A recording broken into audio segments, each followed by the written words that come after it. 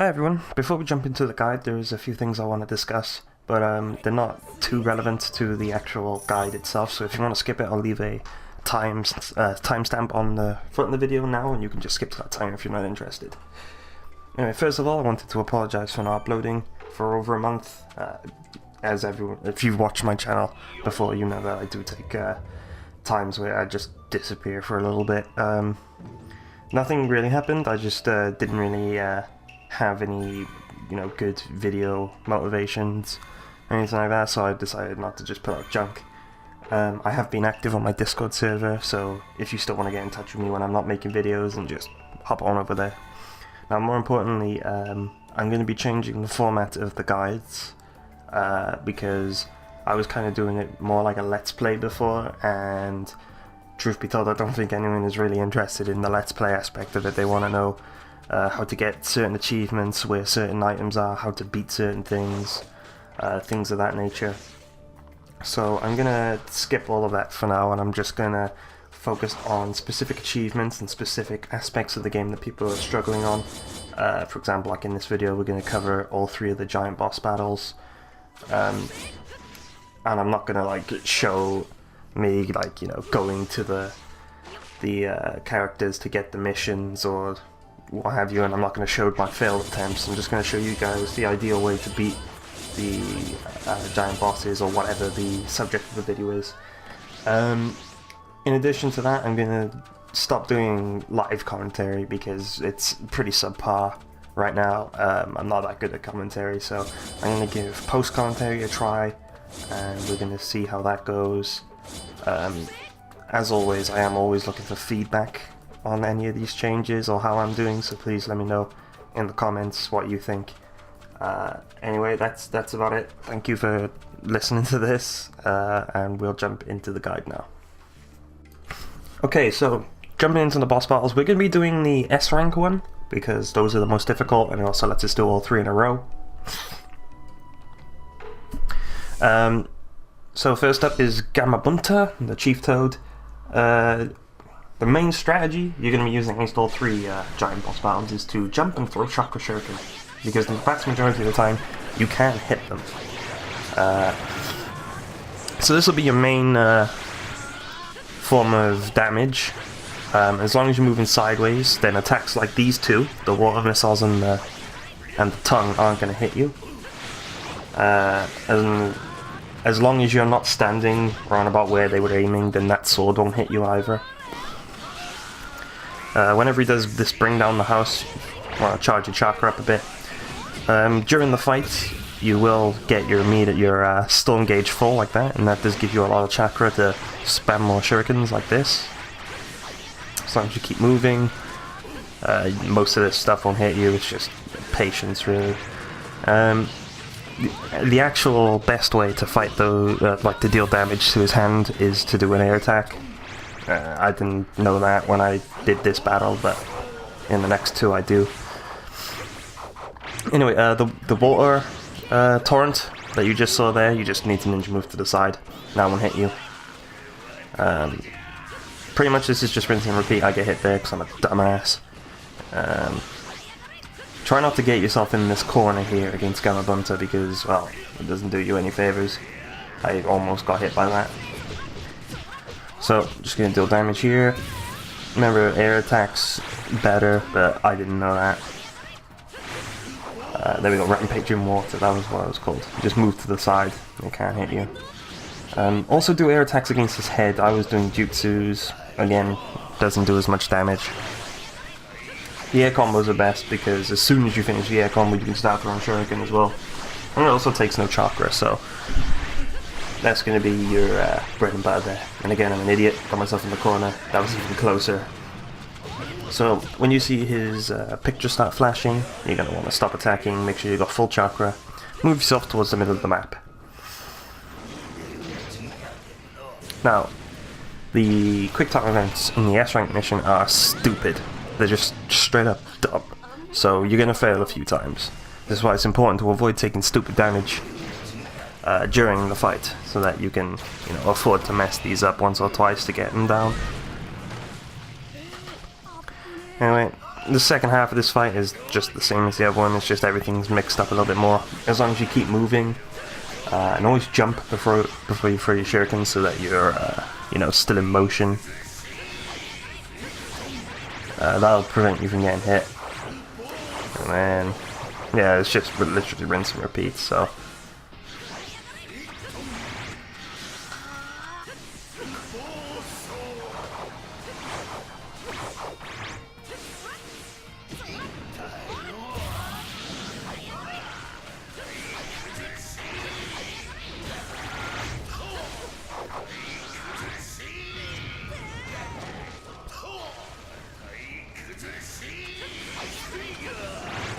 Something I forgot to use was the explosive bombs. Those do a lot of damage.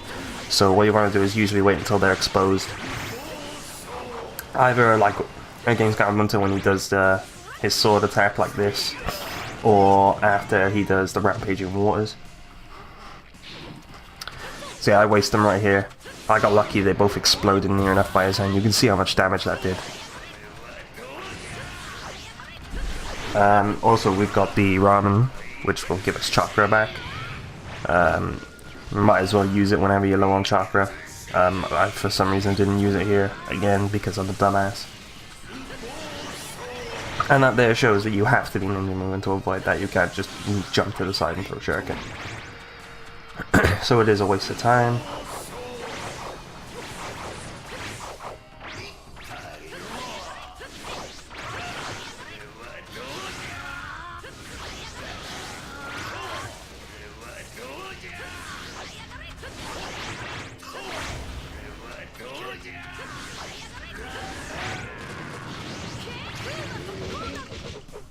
Okay, we're on to the final set of quick time events, and you'll see again just how stupid these are.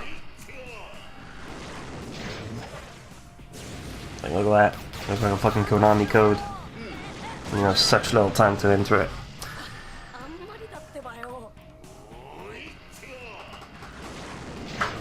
But if you've taken if you've avoided plenty of damage during the fight, then you should have enough health to afford to mess up a few. Learn the buttons. Ones like this, where you just gotta mash the button, they're pretty hard to mess up. If you mash the button, they're not that hard.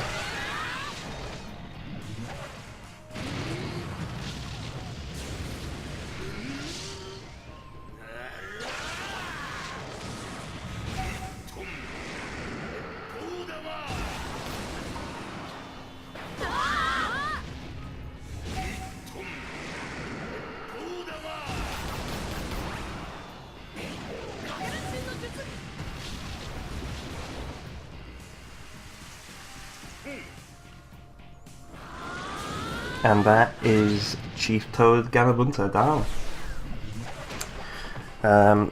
Obviously the easiest of the three. They only get harder from here on out. But the general strategy is going to stay the same for all of them. You're just going to jump, throw shuriken, air combo during the parts where they're vulnerable. But I'm going to show them anyway because there are different ways to avoid different attacks. So, oh, also make sure you throw your kunai bags right at the beginning, because you're not going to find a better time to use them, so just chuck them right at the beginning, get a little bit of extra damage out. So here I am again, cornering myself. These things can be blocked, but they do a bit of chip damage, so it's best not to. Always ignore that first old bait there. He's just going to swing his hand down. What I found is it's usually best to move towards the side of the body that he's swinging from. So when he's swinging his right hand, move to your left, and vice versa. Obviously, if you're all the way over on the right, then you don't want to move to the left, because he isn't going to be able to reach all the way to the right with his right hand. So here we go. I'm using the air combo. You can see it's much quicker, does the same amount of damage, and sometimes you get extra time to get a few extra hits in. Here I was lucky and actually got a bit of an air combo off. This attack is bullshit.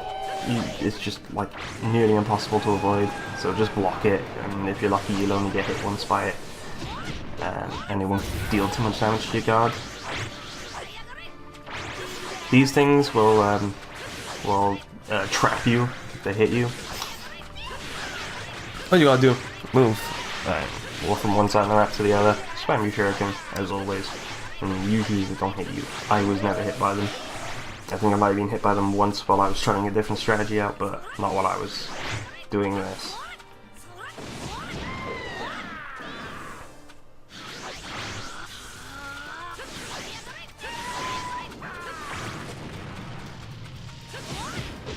Also, don't forget to use your explosive bombs on his hands like I did. If you jump when you use them, they'll come out a lot faster. You can move a lot sooner afterwards. And also keep in mind that they have a really small range, so you need to be pretty close before you throw them. Otherwise you're just going to waste them.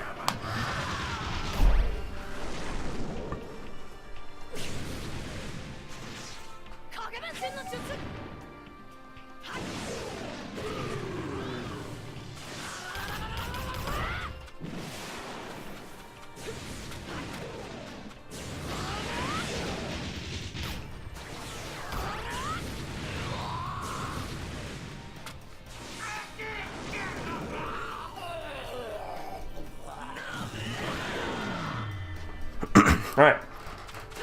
Second phase is exactly the same. He's a bit more aggressive because you just smack Gara upside the head and he's not happy about that.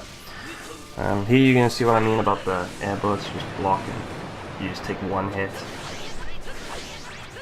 He's going to do it again. But this time I've already made my way towards the left side, so if you keep moving then he isn't going to be able to actually get you with any. But usually it's just safe to block them.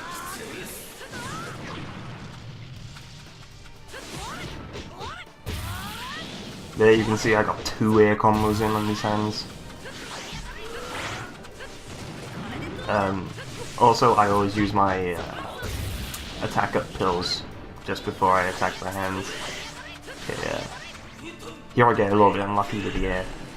It hits me like 3 times and does a lot of damage. But it didn't do as much as it could have. Alright, so Shikaku's icon's blinking again. That means we can't do more damage. We're ready to finish this up with more pain in the ass, quick time events.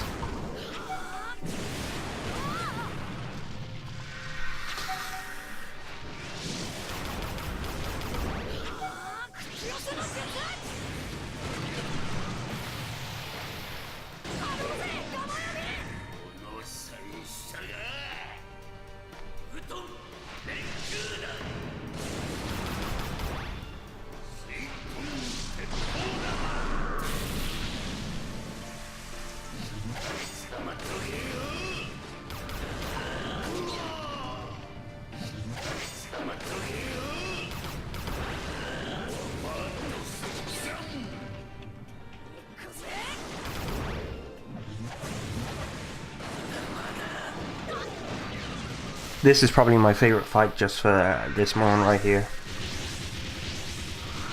I love Naruto in his initial Jinchuriki mode.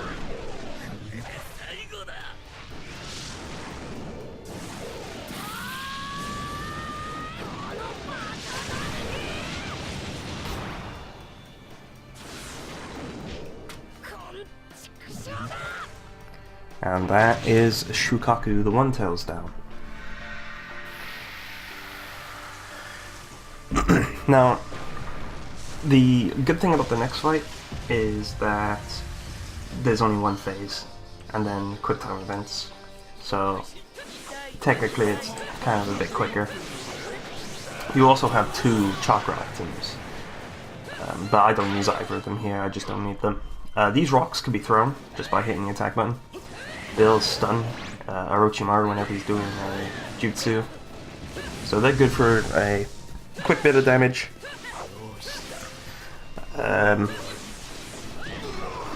The pain in the ass here is that Manda seems to flinch as soon as you do the air combo. These snakes are like the Shukaku sand ball things. I personally recommend just getting them on you immediately and then mash beat to get out of them. That way you're not jumping around avoiding them. Your supports will knock down Randa and do a good bit of damage.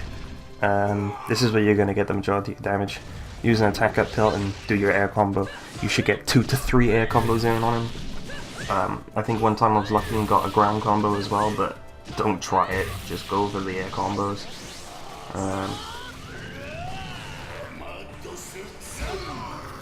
Unfortunately, your supports do take a long time to charge, so you have to be careful with that.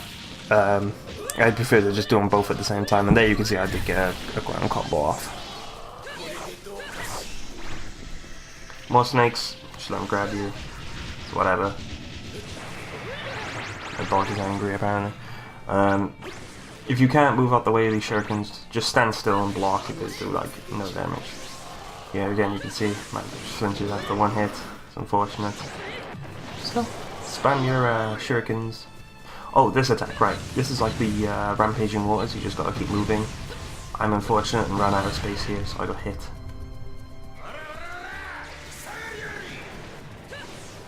More rocks, throw rocks. It's more important to avoid the tail because you want that health for the quick time events.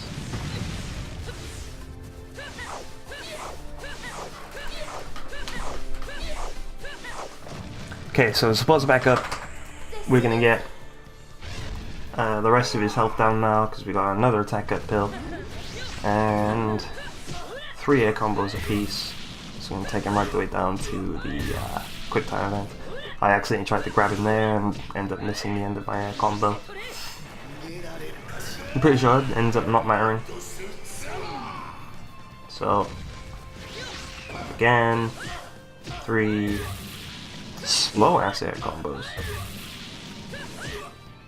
Yeah, there we go.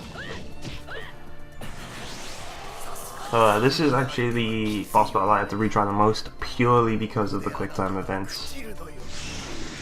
You'll see what I mean now.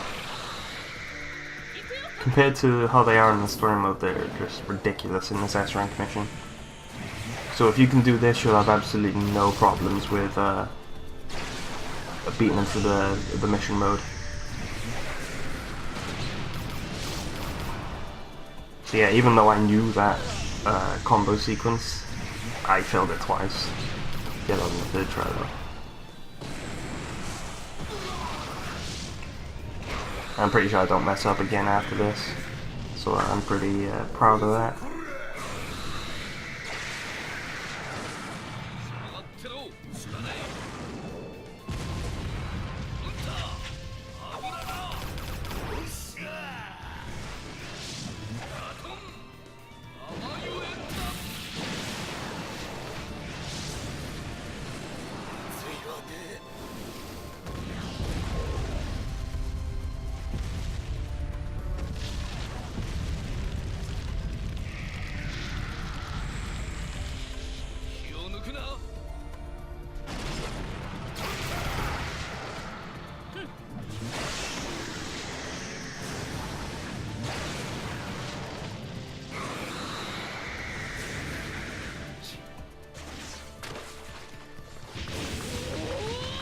Okay, so coming to the end right here.